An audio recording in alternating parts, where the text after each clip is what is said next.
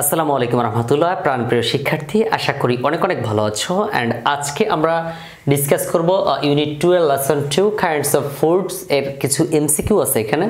তো সেই এমসিকিউগুলো আমি একবারে অর্থ করে সমাধান করব ইনশাল্লাহ। সো পুরো ক্লাসটা মনোযোগের সাথে থাকতে হবে, দেখতে হবে। তো এখানে বলা আছে দেখো কাইন্ডস অফ ফুডস, খাদ্যের প্রকার। তো আমরা আজকে খাদ্যের প্রকারভেদ সম্পর্কে একটু জানবো, কি কি খাদ্য আমাদের প্রয়োজন আছে, কোন খাদ্যে কি থাকে, সবকিছু আমরা একদম বিস্তারিতভাবে আলোচনা করব। সো দেওয়া আছে কিওয়ার্ডস আছে, কিছু শব্দভাণ্ডার আছে। কার্বোহাইড্রেট, কার্বোহাইড্রেট অর্থ হচ্ছে শর্করা। কার্বোহাইড্রেট অর্থ কি? শর্করা। ওকে, তারপরে প্রোটিন অর্থ আমিষ, ভিটামিনস অর্থ খাদ্যপ্রাণ। ভিটামিন অর্থ খাদ্য প্রাণ। আমার সাথে একটু বলো, খাদ্য প্রাণ। ভিটামিন অর্থ কি? খাদ্য প্রাণ। আর মিনারেলস অর্থ কি? খনিজ। মিনারেল অর্থ খনিজ। সো একটু দেখো শব্দ অর্থগুলো। কার্বোহাইড্রেট অর্থ শর্করা, প্রোটিন অর্থ আমিষ, ভিটামিনস অর্থ খাদ্য প্রাণ, মিনারেলস অর্থ কি? খনিজ। এই শব্দগুলো কিন্তু আমাদের এখানে নিচে বারবার প্রয়োজন হবে। সো এই 4-5টা শব্দের অর্থ একটু ভালো করে মনে রাখো। কাইন্ডস অর্থ কি? প্রকার। কাইন্ডস অর্থ প্রকার। অফ ফুড মানে খাদ্যের প্রকারভেদ। আমরা জানবো আজকে খাদ্যের প্রকারভেদ সম্পর্কে। সো এখানে একটা বিষয় একটু খেয়াল করো, আমি একটু বিশ্লেষণ করে বলি। কাইন্ডস অফ ফুড মানে খাদ্যের প্রকার। যদি আমি বলি সাপোজ, একটু মাথায় রাখো যে পেন্স কালার মানে কি? কলমের রং। তার মানে এটা হচ্ছে, যদি পেন্স কালার বলি তাহলে কলমের রং।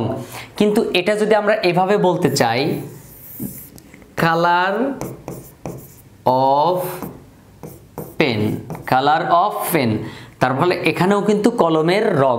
কলমের, এই কলম, পেন অর্থ কলম, এর সাথে এর আগে অফ থাকলে ওখানে র যোগ করতে হবে, অর্থাৎ কলম না বলে আমরা কি বলতেছি? কলমের। এই যে কলমের, কলমের এর আসতেছে কেন? অফ এর কারণে। সো এখানে ফুড অর্থ কি? খাদ্য। তা খাদ্যের অফ আছে না? ফুডের আগে কি অফ আছে না? তাহলে খাদ্যের। কাইন্ডস অর্থ কি? প্রকার, অর্থাৎ খাদ্যের প্রকারভেদ। সো এভাবে তুমি বলতে পারো যে বিভিন্ন রকম কথা তুমি এভাবে বলতে পারো। ওকে, তারপর দেখো এরপরে কি আছে। লিসেন, এ নাম্বারটা আমরা আজকে সলভ করতে যাচ্ছি এখন।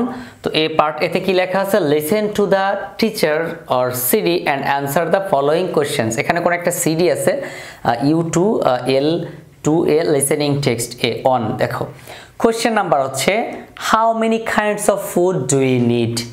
সো এখানে হাউ অর্থ কত, মেনি অর্থ অনেক। মেনি অর্থ কি? অনেক। অ্যাকচুয়াল অর্থ অনেক, কিন্তু এখানে আসতেছে হাউ মেনি কাইন্ডস, কত প্রকার। হাউ মেনি কাইন্ডস, কাইন্ডস অর্থ কি? প্রকার। অফ ফুড, কত প্রকার খাদ্য। ডু উই নিড, আমাদের প্রয়োজন, মানে আমাদের কত প্রকার খাদ্যের প্রয়োজন হয়। সো এখানে নিড অর্থ কি? প্রয়োজন। নিড অর্থ প্রয়োজন। লিখে নাও, বইয়ের মধ্যে লিখে নাও। দয়া করে খাতায় লিখে লাভ নেই, কারণ ওই খাতা তুমি আর খুঁজে পাবে না। 2 দিন পরে খাতা শেষ, তোমার পড়াও শেষ। কিন্তু তুমি যদি বইয়ের মধ্যে লিখে রাখো পেন্সিল দিয়ে কিংবা কলম দিয়ে লিখে রাখো, বই তো আর সরকার নেবে না ফেরত। সো তুমি যদি কলম দিয়ে লিখে রাখো স্থায়ীভাবে, তাহলে তুমি যখনই এই প্যাসেজটা পড়বে তখনই কিন্তু তোমার জন্য মানে ওয়ার্ডগুলো আর খুঁজে বের করতে হবে না। একটা ওয়ার্ডের মিনিং তুমি সাপোজ জানো না, খাতাটা কোথায়। আবার মোবাইল নিলে তো মোবাইল হাতে নেওয়ার সাথে সাথে তো 1 ঘন্টা 1.5 ঘন্টা পার হয়ে যায় রিলস, ভিডিও, শর্টস দেখতে দেখতে, ইউটিউব দেখতে দেখতে। সো তুমি যখন এই ওয়ার্ডের মিনিংগুলো খাতার মধ্যে না লিখে বইয়ের মধ্যে লিখে রাখবা, আলটিমেটলি কিন্তু তুমি যতবার প্যাসেজ পড়বা ততবারই তোমাকে এটা মনে হয়ে যাবে, তুমি দেখেই মনে করতে পারবে, পড়া হয়ে যাবে এক কথায়। নিড অর্থ প্রয়োজন। নিড অর্থ কি? প্রয়োজন। আমার হাতে লেখা খুব একটা ভালো না, সো একটু বুঝে নিও। নিড অর্থ প্রয়োজন। উই অর্থ আমরা। উই অর্থ কি?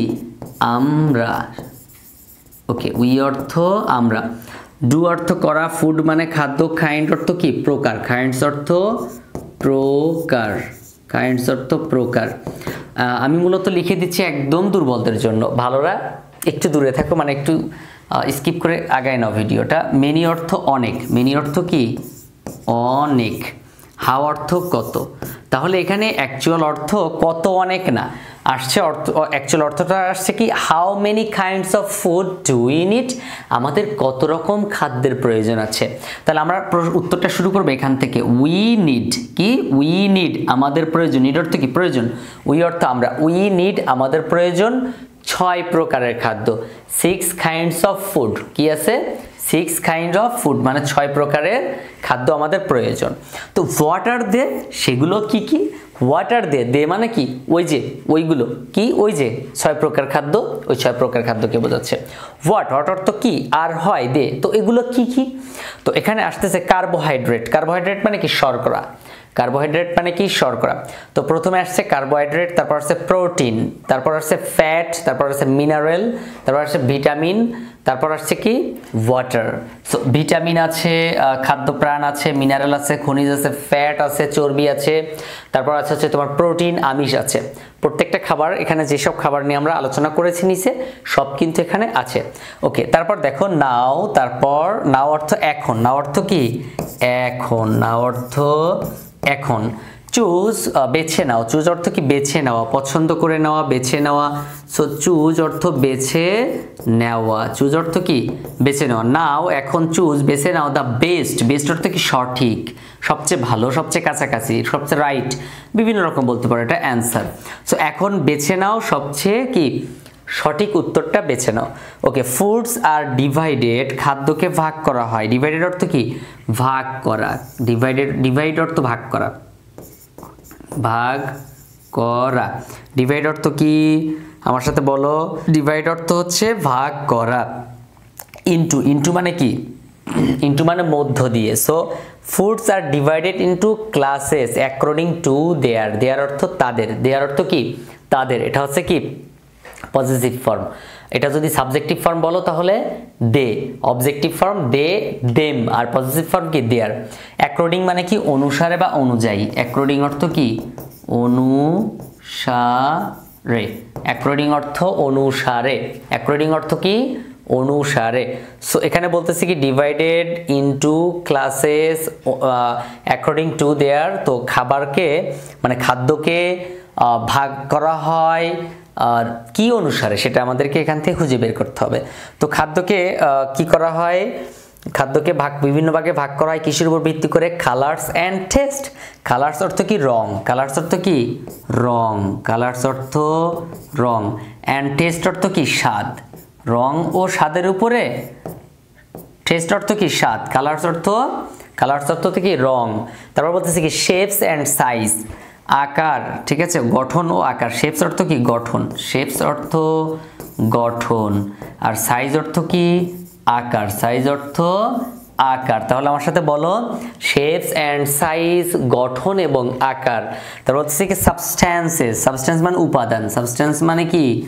উপাদান। একটু মুখস্থ করে ফেলো। সাবস্ট্যান্স অর্থ উপাদান। So substances they contain. Contain অর্থ কি? বিদ্যমান। কন্টেইন অর্থ কি? বিদ্যমান বা থাকা, হ্যাঁ, অথবা ধারণ করা। বিদ্যমান অর্থ, কন্টেইন অর্থ বিদ্যমান বা থাকা বা ধারণ করা। তো এখানে অর্থটা কি তাহলে? এখানে অর্থ হচ্ছে এগুলোর মধ্যে যে সকল উপাদানগুলো থাকে তার উপর ভিত্তি করে কি খাদ্যকে বিভিন্ন ভাগে ভাগ করা হয়? হ্যাঁ, এটা হচ্ছে রাইট অ্যান্সার। তারপরেরটা একটু দেখি আমরা। ওয়াটার দে কন্টেইন। কন্টেইন মানে থাকা, বিদ্যমান। তাহলে এগুলোতে কি পরিমাণ পানি থাকে তার উপর ভিত্তি করে কি এই হচ্ছে তোমার খাদ্যকে বিভিন্ন ভাগে ভাগ করা হয়? না। তাহলে আমরা বলতে পারি খাদ্যকে ভাগ করা হয় substance they contain. Foods are divided into classes according to their substances they contain. Substances they contain. তারপর আমরা চলে যাব হচ্ছে পরের অংশে 2 নাম্বার এমসিকিউতে। চলো আমরা 2 নাম্বার এমসিকিউতে যাই।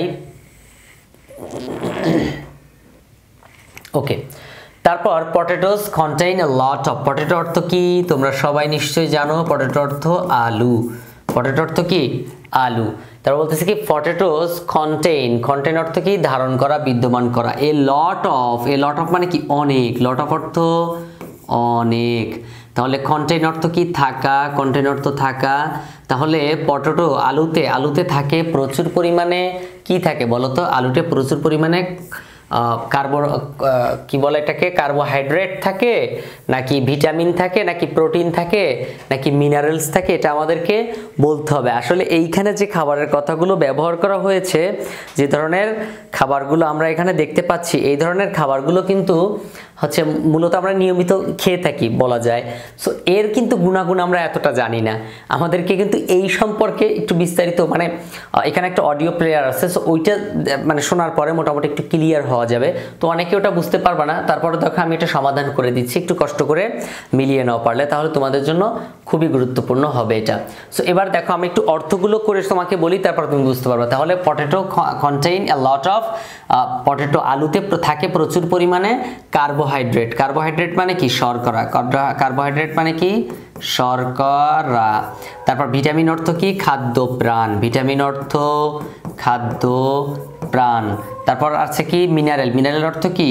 খনিজ। মিনারেল অর্থ কি? খনিজ। এবং প্রোটিন অর্থ কি? আমিষ। প্রোটিন অর্থ আমিষ। এখন আমাকে বলো আলুতে প্রচুর পরিমাণে কি থাকে? কার্বোহাইড্রেট থাকে। আলুতে প্রচুর পরিমাণে কি থাকে? কার্বোহাইড্রেট থাকে।